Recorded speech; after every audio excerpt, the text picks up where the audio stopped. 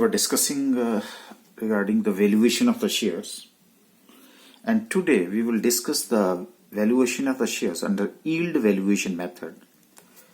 और इससे पहले जो हमने डिस्कशन करी yield valuation मेथड से, तो कहाँ पे हमने क्या डिस्कशन करी थी? ये था हमारा valuation of shares methods, net asset method, then yield valuation and the fair value method. इनके हमने ये डुप्लीकेट नेम डिस्कस करे थे: intrinsic value, balance sheet method, net wealth method and asset backing method. और उसके बाद हमने यील्ड मेथड में दो वेरिएंट्स थे हमारे पास, एक रेट ऑफ डिविडेंड और रेट ऑफ अर्निंग्स. और इसके में हमारे डुप्लीकेट नेम है earning capacity method, earning capitalisation method and dividend yield method. और जब आपको दोनों मेथड की नॉलेज हो जाएगी तो फेयर वैल्यू मेथड, इसका डुप्लीकेट नेम है एवरेज मेथड. एवरेज मेथड का मतलब कि जो नेट एसेट मेथड से जो वैल्यू आएगी और जो यील्ड मेथड से जो वैल्यू आएगी उसकी हम एवरेज कैलकुलेट करेंगे और हमारे पास आ जाएगा फेयर वैल्यू मेथड. तो इस जर्नी में अब हमारे पास जो नेट एसेट मेथड था उसमें जो हमने डिस्कशन करी थी, उस डिस्कशन से हमें जो एक तरह से रिवीजन के लिए हमें क्या मिला था कि जिसको हम इंट्रिंसिक वैल्यू मेथड बोलते थे. जैसे मान लीजिए कि ये एक शेयर का प्राइस है जिसका मार्केट प्राइस यहां से लेकर के यहां तक 100 rupees as a market price, और ये उसकी हमने इंट्रिंसिक वैल्यू 90 रुपीज है, तो 10 रुपीज इज ओवर प्राइस्ड. ये this is only to the market sentiments. तो यहां पे हमने इंट्रिंसिक वैल्यू कैलकुलेशन की थी. उसी तरह से अगर मान लीजिए कि यहां इंट्रिंसिक वैल्यू 90 रुपीज है और मार्केट प्राइस जो है 80 रुपीज है, तो यहां तो ये ओवर प्राइस लेवल था. तो इसका मतलब है कि अभी शेयर जो है वो 90 तक जाएगा, उसकी एक्चुअल वैल्यू है, तो इसलिए लॉजिकल ग्रोथ है. लेकिन अगर उससे ऊपर जाएगा तो फिर ये ओवर प्राइस हो जाएगा. This would be the situation of the over priced. यानी कि हमने जो नेट एसेट मेथड था उसमें हमने एक अजम्पशन ली थी कि the company will be liquidated. Company जो है वो अपने दरवाजे बंद कर लेगी. तो ये हमारा थोड़ा सा जो एक पीछे का जो मेथड है उससे जो हमने कैलकुलेशंस करी थी, उसके बेस के ऊपर ये हमारा कंक्लूजन ड्रॉ होता है.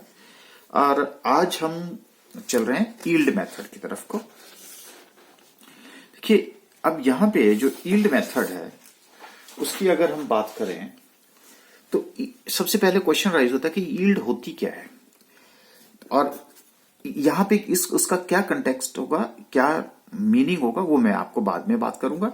सबसे पहले तो मैं आपसे बात करूंगा कि ये यील्ड होता क्या है. देखिए, यील्ड होता है mean effective rate of return on investment and always in percentage.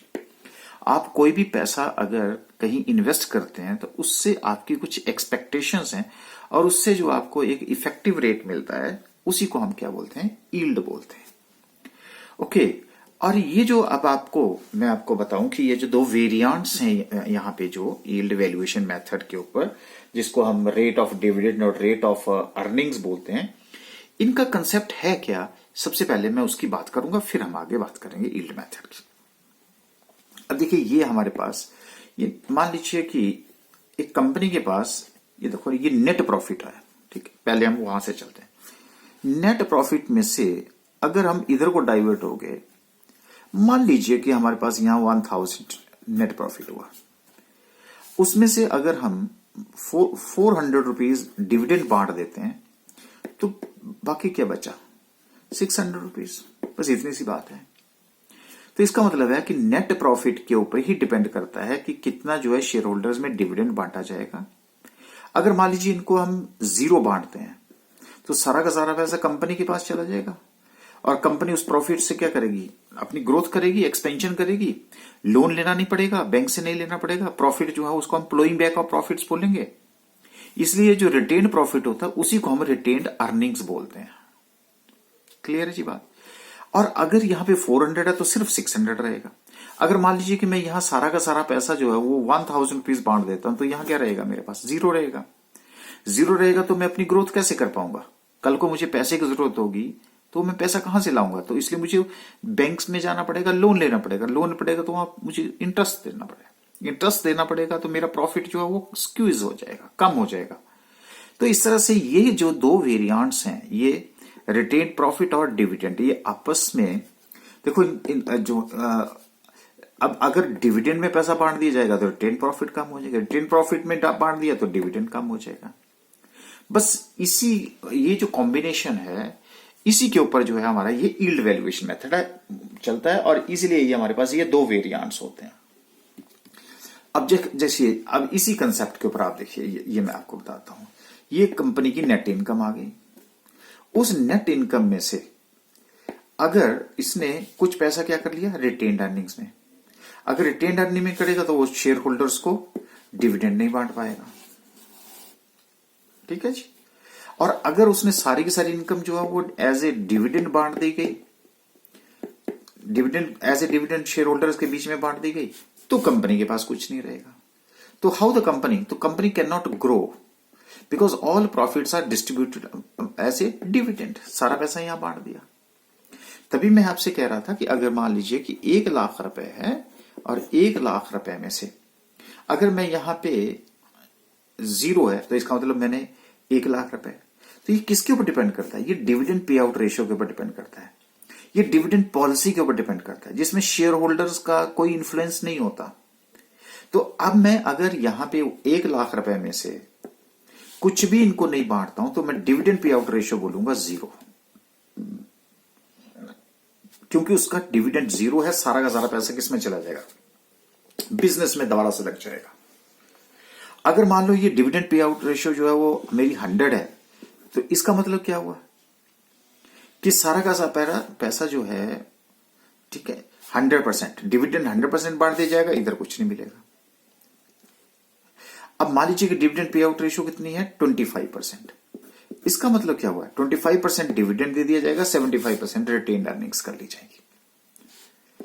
Clear जी। इसलिए कंपनी जो है अपनी एक स्ट्रेटजी बनाती हैं कि कंपनी को क्या पैसे की जरूरत है नियर फ्यूचर में।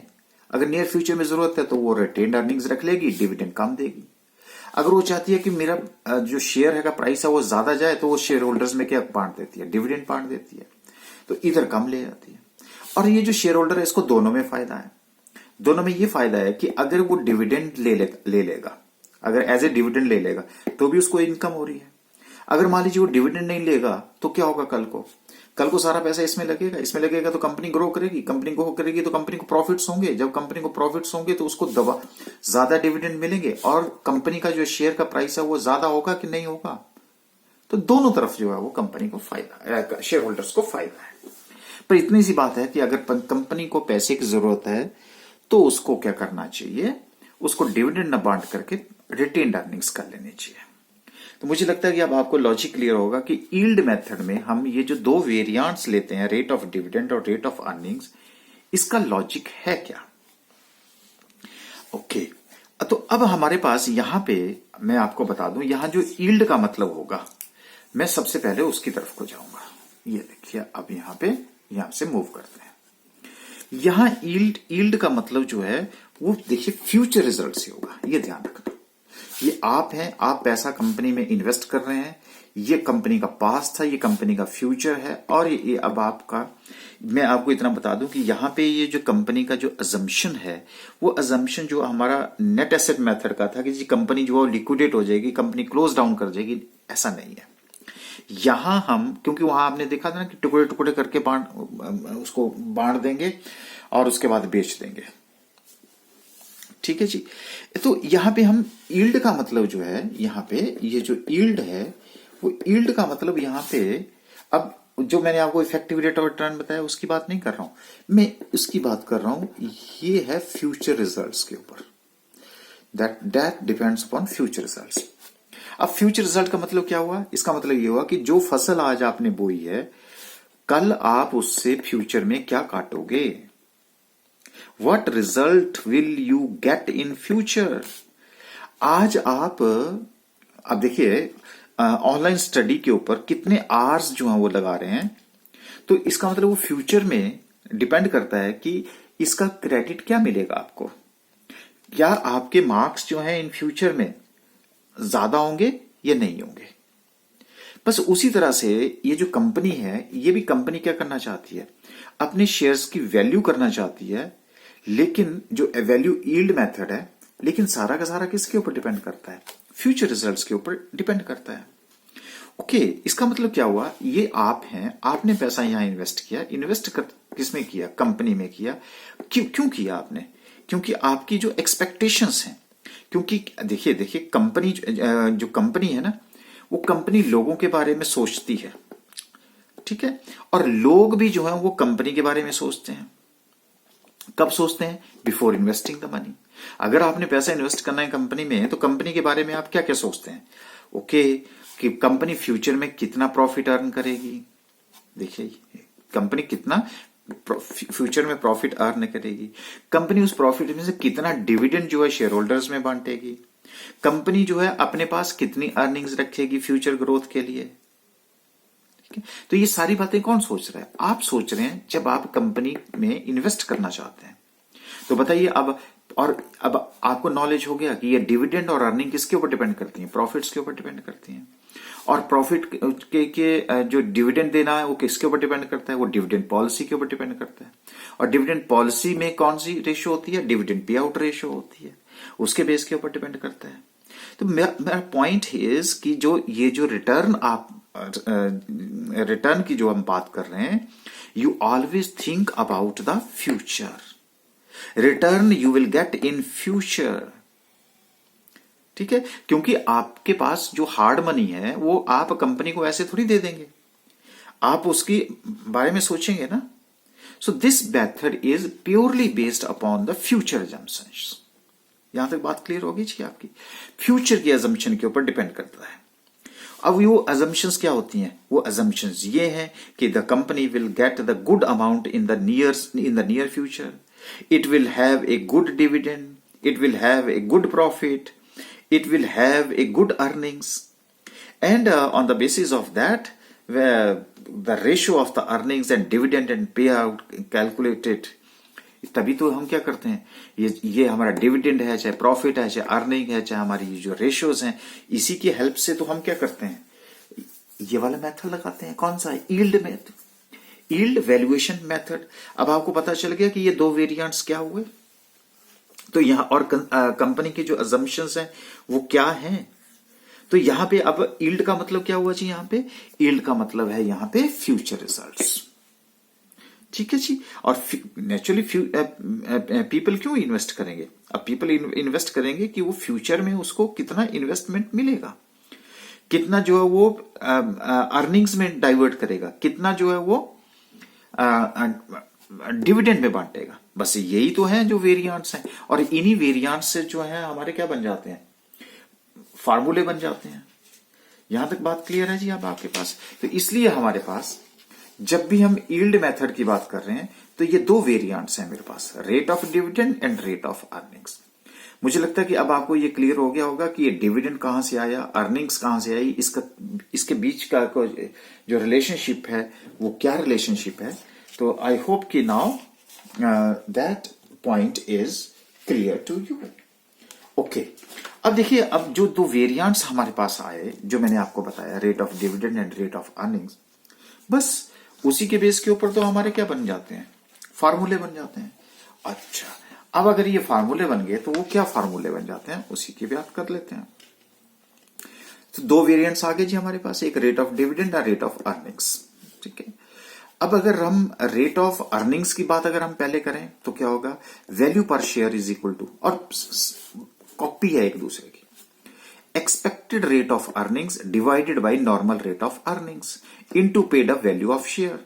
देखिए, paid up value of share आपको पास रेडीमेड मिल जाएगी, नॉर्मल रेट ऑफ अर्निंग्स बिल्कुल मिलेंगी जो हमारे पास है। तो दिक्कत कहां आएगी आपको? एक्सपेक्टेड रेट ऑफ अर्निंग्स में। तो देखिए, जो एक्सपेक्टेड रेट ऑफ अर्निंग्स है वो कैसे कैलकुलेट होता है? Profits available for equity share holders, ये भी जी हमने अभी कैलकुलेट किया, divided by paid up equity share capital multiplied by 100। और अगर हम ये फार्मूला लगाते हैं तो आपके पास एक्सपेक्टेड रेट ऑफ अर्निंग्स आ जाएगी। तो जिसको शॉर्ट में हम क्या बोलते हैं? ERE डिवाइडेड बाय NRE, या E over N into paid up value of share. उसी तरह से अगर आप रेट ऑफ डिविडेंड पे आ जाएं, क्योंकि आपका कंसेप्ट क्लियर है, अब अर्निंग हो चाहे डिविडेंड हो, अब value per share is equal to expected rate of dividend divided by normal rate of dividend. बताओ इसमें कोई फर्क है? यहां डिविडेंड है, यहां अर्निंग है, यहां नॉर्मल रेट ऑफ डिविडेंड है, यहां नॉर्मल रेट ऑफ अर्निंग्स है, एक ही बात है। Multiplied by paid value of share है, तो यहां भी paid of value of share है। बताओ कोई फर्क है? कोई फर्क नहीं। तो expected rate of dividend divided by normal rate of dividend into paid of value of the share. अब ये भी आपके पास इजीली मिल जाता है, ये भी आपके पास इजीली मिल जाता है, तो दिक्कत कहां आ जाती है? Expected rate of dividend. तो एक्सपेक्टेड रेट ऑफ डिविडेंड कैसे होगा? Profits available for equity share holders, वो तो अभी हमने पीछे वाले मेथड में भी कैलकुलेशन करी, divided by paid up equity share capital into 100, या अगर आप बोल रहे हैं तो profit after tax divided by paid up value of the share multiplied by 100। तो कोई भी मेथड आप इसका अप्लाई कर सकते हैं जिसके बेस के ऊपर हम ये कैलकुलेशन कर सकते हैं कि how the method, which one method is to be taken into consideration. ठीक है जी। और ये सारे क्या हैं? Expected rate. तो मुझे लगता है ये दो वेरिएंट की नॉलेज हो गई और आपको फार्मूला पता लग गया, कंसेप्ट आपको क्लियर हो गया। तो मुझे लगता है कि अब आप जो है न्यूमेरिकल करने के लिए बिल्कुल तैयार हैं। चलिए जी, अब हम इसकी एक प्रैक्टिकल एप्लीकेशन करते हैं और जिससे आपको ये कंसेप्ट जो है और क्लियर हो जाए। अब देखिए, calculation of earnings of equity share, ये क्वेश्चन हमारे पास है। सबसे पहले हम क्वेश्चन की तरफ करते हैं। कहता following particulars are available in relation to a limited. हो सकता है आपके पास वहां बैलेंस शीट हो, तो बैलेंस शीट में भी आपको इसी तरह की इंफॉर्मेशन होंगी। तो कई बार हमारे पास ऐसी इंफॉर्मेशन अवेलेबल होती हैं, तो कैसा भी हो सकता है। Now you are perfect. तो इक्विटी शेयर कैपिटल है 4000 shares of ₹100 each, fully paid 74,000। 1008% preference shares of ₹100 each, 50,000। Sorry, यहां कुछ नहीं है। 1008% प्रेफरेंस शेयर ऑफ ₹10 ईच। उसके बाद reserve and surplus 1,25,000। 10% debentures 4 lakh. Profit on revaluation of assets, revaluation का ध्यान रखना जरा, ट्रेडिंग नहीं है। Earning before direct interest and depreciation, interest and taxes 2,74,000 है। डेप्रिसिएशन आपका 50,000 है। इनकम टैक्स रेट कितने हैं? 30% है। Earning pay out ratio in the industry is 1/8। Earning oblique profit ratio, ठीक है जी, in the industry is 1/8। Industry में है, इसका इंडस्ट्री है, तो ये प्रैक्टिस हम भी फॉलो करेंगे। And dividend yield is 16%। अब आपको यील्ड के बारे में पता चल गया है। During the last 3 years the company paid dividend at 20%, 19%, 27%। अगर हमें 3 साल का तो हम एवरेज लेंगे, सिंपल सी बात है। This is analysis of question. Calculate the value of equity share under earnings method and under dividend method. ठीक है जी, दोनों मेथड से जो है हम इसकी कैलकुलेशन कर देंगे। तो जैसे जैसे हमें जरूरत पड़ेगी वैसे वैसे हम इस क्वेश्चन को जो है हम अपने पास रखेंगे। तो यहीं पे रख लेता हूं इस क्वेश्चन को भी। अब देखिए, calculation of earnings of equity share holders. तो हमारे पास सबसे पहले देखिए ये दे रखा है EBDIT। ठीक है जी। तो मैंने भी क्या लिखा? Earning before depreciation, interest and tax which is equal to 2,74,000। तो हम उसमें से क्या करेंगे जी? डेप्रिसिएशन। ये देखिए डेप्रिसिएशन कितना है जी हमारे पास? 50,000। तो मैंने 50,000 का डेप्रिसिएशन माइनस कर दिया। तो मेरे पास क्या रह गया? Earning before interest and taxes रह गया, डी उड़ गया यहां से। फिर हमारा इंटरेस्ट ऑन डिवेंचर है। अब इंटरेस्ट ऑन डिवेंचर्स, ये देखिए हमारे पास डिवेंचर्स ये है मेरे पास 10% डिवेंचर ऑफ 4 लाख रुपीज। तो ये लो जी, interest on debenture 10% of 4 lakh, 40,000 rupees, ये माइनस हो गया। अब मेरे पास क्या बच गया? सिर्फ EBT, इंटरेस्ट खत्म हो गया। उसके बाद है less profit on revaluation of assets. ये देखिए मैं आपसे कह ही रहा था, हमारे पास ट्रेडिंग चाहिए, रीवैल्यूएशन का नहीं चाहिए। तो क्योंकि ये तो बुक एंट्री है, इसलिए हमने इसको यहां से माइनस कर दिया। अब मेरे पास रह गया trading profit, operating profit before tax. ठीक है जी। तो अर्निंग्स बिफोर टैक्स कितना हो गया जी हमारे पास? 92,000। Less income tax at the rate of 30%। ये देखिए इनकम टैक्स का रेट हमारे क्या रखना है? 30% है, विच इज इक्वल टू 27,600 हो गया। तो प्रॉफिट आफ्टर टैक्स हो गया 64,400 हो गया। अब मेरे पास क्या रह गया? क्योंकि हमें तो शेयर इक्विटी शेयर होल्डर का पैसा चाहिए, तो 1008% प्रेफरेंस शेयर्स ऑफ ₹100 ईच। तो ये मेरे पास preference dividend at the rate of 8% of 1 lakh, कितना हो गया जी मेरा 8,000 हो गया जी। तो ये मेरा profit available to equity share कितना हो गया जी 56,400 रुपीज हो गया जी हमारे पास। ओके, अब हमारा जो फार्मूला था वो फार्मूला क्या बोलता था, ये देखिए। अब पहले हम अर्निंग्स से चलेंगे, तो ये एक्सपेक्टेड रेट ऑफ अर्निंग्स, ठीक है जी। तो हमारे पास एक्सपेक्टेड रेट ऑफ अर्निंग्स चाहिए हमें सबसे पहले, तभी हमारी कैलकुलेशन होगी। तो expected rate of earnings that is profit available to equity shareholders मिल गया जी हमें। Paid up value of equity shares, okay, तो paid up value of equity shares ये लो जी 4,000 शेयर्स और ₹100 ईच है, तो ये कितने बनेंगे 4 लाख रुपीज। तो ये 56,400 यहां से आ गए, ये मल्टीप्लाइड 1, तो कितना आ गया जी मेरा expected rate of earnings 14.1%। Normal rate of earnings, normal rate of earnings हम किसके ऊपर करेंगे जी, प्रॉफिट अर्निंग्स ईपी रेशो, ठीक है जी। प्रॉफिट में से अर्निंग में कितना ले गए वो अर्निंग्स हो गए, बाकी डिविडेंड बांट दिया। ओके, तो हमारे पास ये ईपी इंटू 100 हो गया जी, 1/8 into 100 which is equal to 12.5% है। तो calculation of value per share under earning method, तो क्या था जी, value per share is equal to expected rate of earning divided by normal rate of earnings into paid up value of the share. तो ये देखिए 14.1% ये आ गया मेरे पास और 12.5% ये आ गया, और मेरा paid up value of share कितनी 100 है, तो ये कितना हो गया जी 112.80 मेरे पास अर्निंग मेथड से आ गई। ओके, अब आ जाते हैं हम calculation of value per share under dividend method. तो यहां पे मेरे पास एक्सपेक्टेड रेट ऑफ डिविडेंड, क्योंकि मुझे पिछले साल का 3 साल का, तो उसी के बेस के ऊपर मैं फ्यूचर की प्रेडिक्शन कर सकता हूं। तो ये हमारे पास ये देखिए दे रखे हैं 20%, 19%, 27% रिस्पेक्टिवली। लास्ट ईयर्स का कंपनी डिविडेंड जो उसने पे किया है, इसका वो डिविडेंड कितना पे करेगा फ्यूचर में 22% करेगा, एवरेज आ गया मेरे पास। तो वैल्यू पर शेयर कितना होता है, expected rate of dividend divided by normal rate of dividend. अब एक्सपेक्टेड रेट ऑफ डिविडेंड कितना आ गया 22%। नॉर्मल रेट ऑफ डिविडेंड ये देखिए हमें दे रखा है, इन the industry is 1 and the dividend yield is 16%। ये लो जी, तो ये 16% हमारे पास रेडीमेड है। तो 22% divided by 16% into 100 that is a paid up value of share which is equal to 137.50। तो इस तरह से क्या है कि ये हमारी जो प्रैक्टिकल एप्लीकेशन है क्वेश्चन की वो हो गई। अब आपके पास एग्जाम में कई बार क्या होगा, बैलेंस शीट वर्टिकल फॉर्म में भी हो सकती है, हॉरिजॉन्टल फॉर्म में भी हो सकती है। फार्मूला आपको पता है, paid up value of the share आपको पता है, नॉर्मल रेट ऑफ रिटर्न आपको पता है, 2 वेरिएंट्स का अब आपको पता है। अब उसके बाद हमारे पास जो थर्ड मेथड आता है जिसकी हम बात कर रहे थे, that is a third method. और वो जो थर्ड मेथड है हमारा वो था जी, तो ये आ गया जी net asset method, yield method, ये भी हमने डिस्कस कर लिया। फेयर वैल्यू मेथड हमने कहा था, डुप्लीकेट नेम है एवरेज। जब इससे भी वैल्यू आ गई, इससे भी वैल्यू आ गई आपके पास, इन दोनों की एवरेज करके मेरे पास क्या आ जाता है, फेयर वैल्यू मेथड आ जाता है। ओके, तो फेयर वैल्यू मेथड का मेरे पास क्या हो गया जी फॉर्मूला। तो fair value method of each equity share is the average of intrinsic value and yield value, ठीक है जी।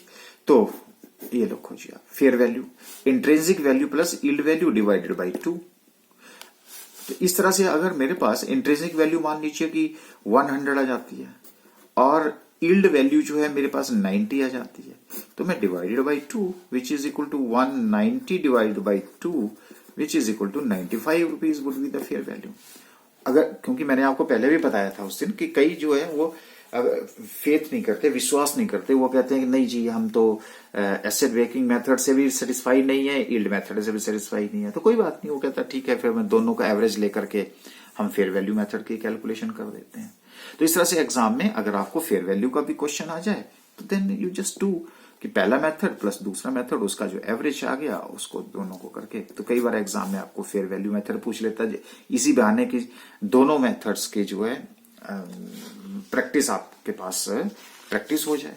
तो इस तरह से जी अब हम जो अल्टीमेटली हम चले थे कहां से, अब मुझे लगता है कि आपको क्लियर हो गया होगा।